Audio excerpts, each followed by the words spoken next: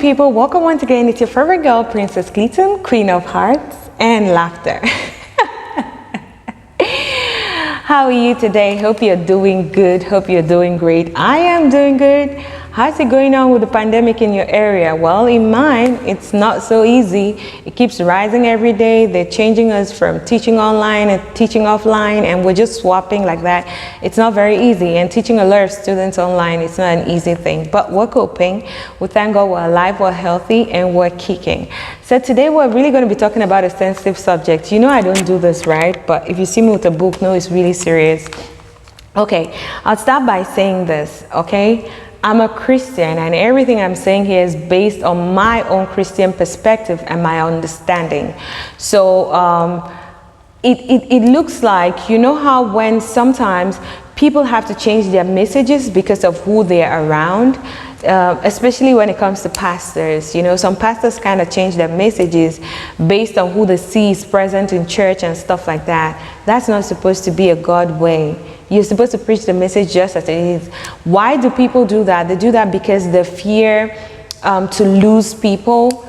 Rather than getting these people to know God and love God, they are worried about losing these people in church. It's not about the number, it's about the quality. God is really concerned about quality, not quantity. So this is basically that kind of position I'm in.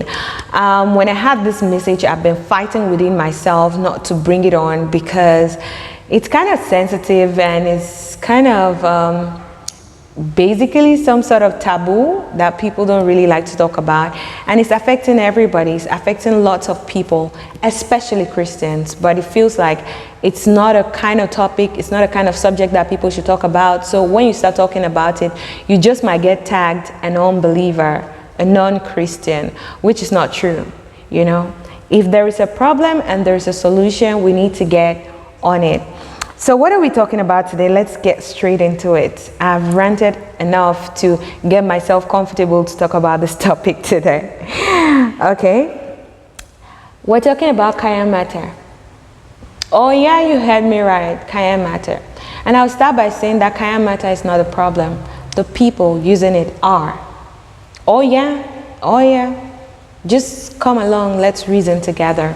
And for starters, there's not just Kayanmata, there's Kayanmaza as well. So Kayanmata is for ladies, and Kayanmaza is for guys, because I've been hearing guys talking about, oh, we're finding an antidote, we're doing this and all that. The truth is, we get to understand that when the purpose of something is not known, understood, and used right, abuse is inevitable, because we might know something but we don't know how it is used or what it is used for, and of course we're going to abuse it. That's just the truth. Okay, so let's start. Let me give you a scenario before I say what I want to say, so you're going to get the picture clearly. This is what I want to say. A lot of people use the internet for wrong things, right? People have used the internet so much so that even diabolism has added to the internet. Have we stopped using the internet? No. We're still using the internet. That's why I'm talking to you right now. I'm using it for a good cause and a good purpose. So I'm still here using it, right? But there are people who use diabolic means to get other people to charm, hypnotize, and do all kinds of things to people on the internet. So are we going to say the internet is bad? Of course not. The internet is not bad.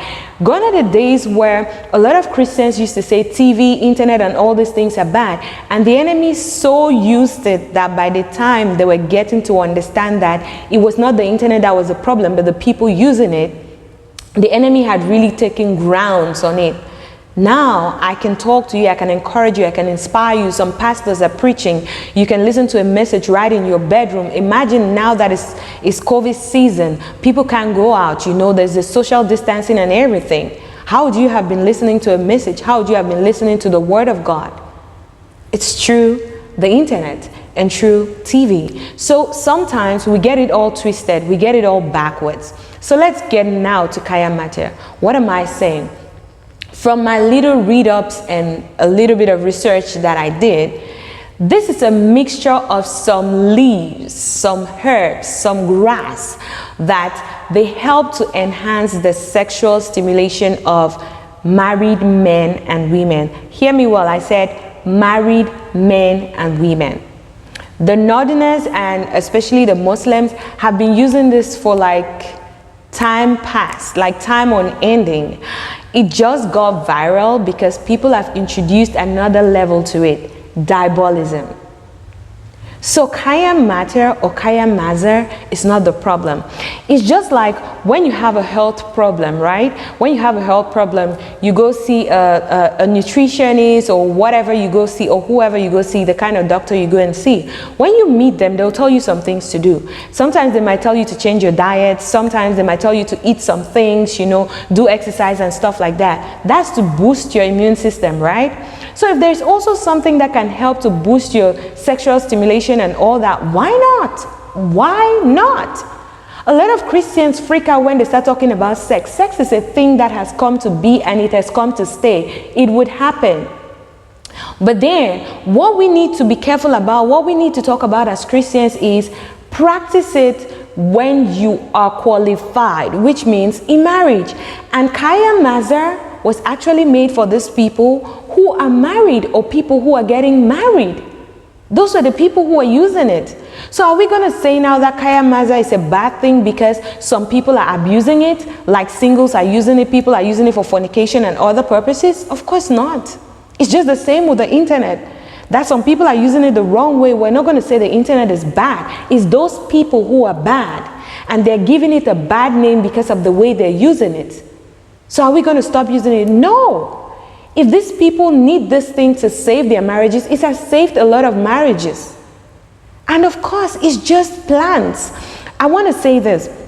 I remember some time when I used to be young, even till date, sometimes I find those things. When I used to be way younger, my mom would mix some leaves and stuff like that. She will mix all these things and put them together and give me, I'll have a tummy disorder or something. She'll put these things together, boil them and cook them and give me to drink the water.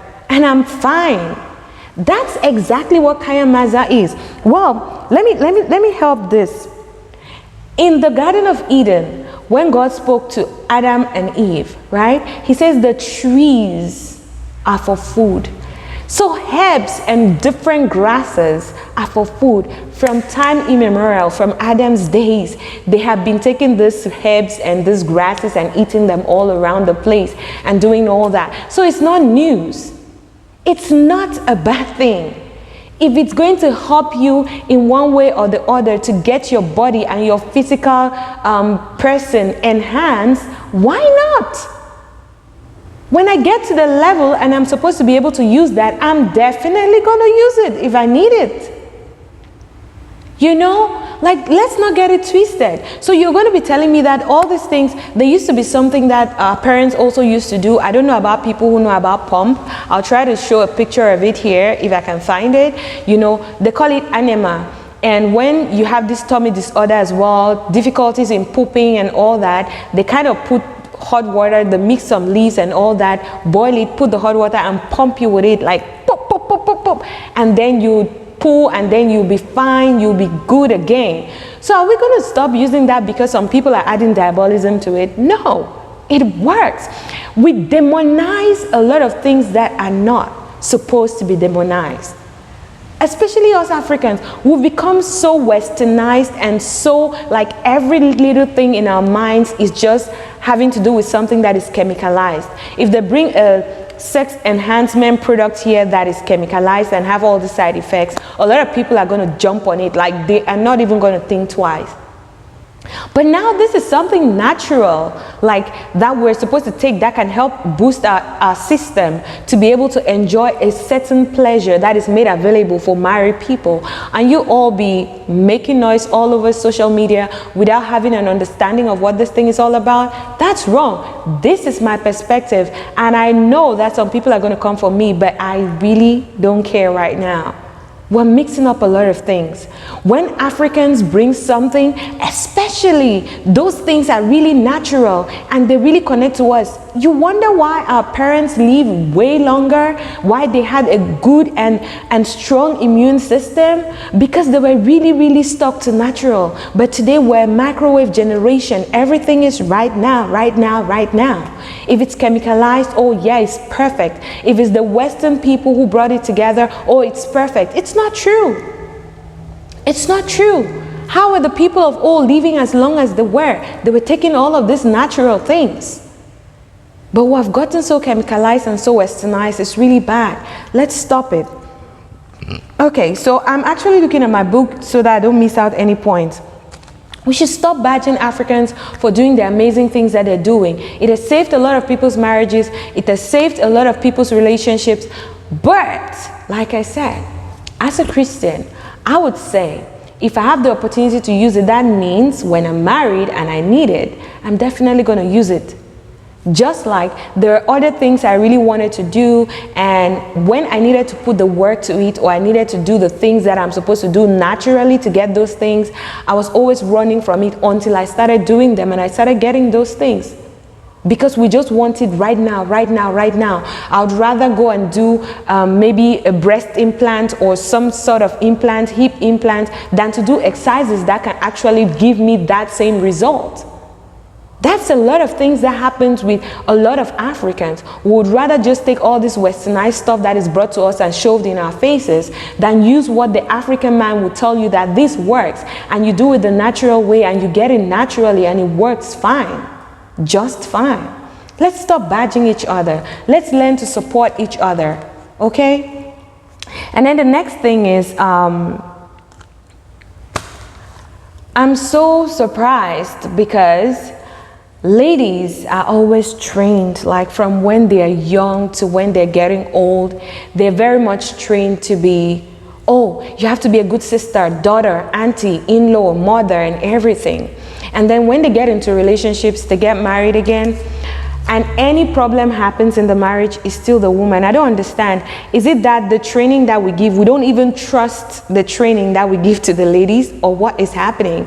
And so now, in some sort of defense, because the lady knows that every time that something happens, she's always blamed for it, she's looking for a way to fix things in her own way. Men are left to grow up by themselves, to figure out themselves, and you are supposed to trust people that you trained over people that are figuring out themselves, because some of these men, even in these relationships, even in these marriages, are still trying to figure themselves out. So it's never always the woman who is the problem, people. Come on now. You train them well. What we need to do, which is a solution, is to start training both men and women, giving them those values. And yes, there is sex education for every age. So we should not be afraid to teach the children that we're bringing up about this education. You know why? If you don't, they're going to learn it from anywhere. But when they have a basic, when they have a foundation, the right foundation, they're going to grow right. When you tell them from young, you give them the reasons why, you give them an understanding as to why they need to wait, when is the appropriate time. That's when you're helping them. I know the older generation right now, it's not going to be an easy thing, but we just still can't give up. We're going to keep trying. Let's tell each other, let's train each other, let's talk, let's normalize sex education, because it is here and it has come to stay. Sex was meant for two people who are married, who are actually covenanted together. But now, young people who know nothing about it are involved in it. Are we going to say sex is bad? No, it's not bad. It's the people who are indulging in it that are not supposed to be doing it that makes it wrong. Okay, so let's go to the next thing.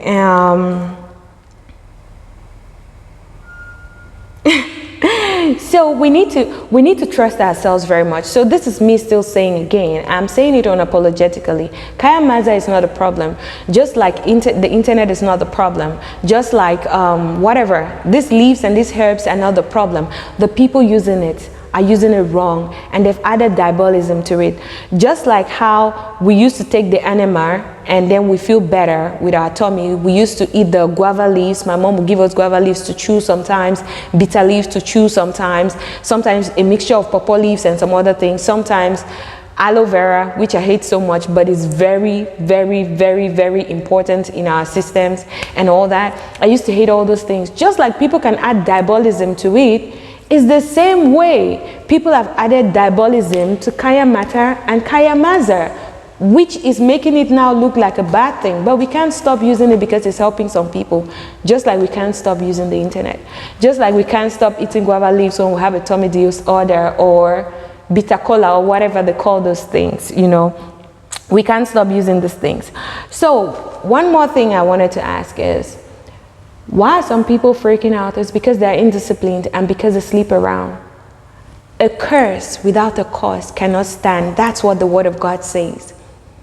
If they're talking about pregnancy or sexually transmitted diseases right now, I'm not going to be panicking. Why?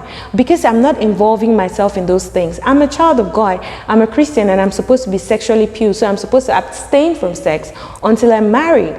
So why will people be freaking out? People will be freaking out because they're involved. They're sleeping around rampantly, so they know they can get attacked. A curse without a cause, we know about it.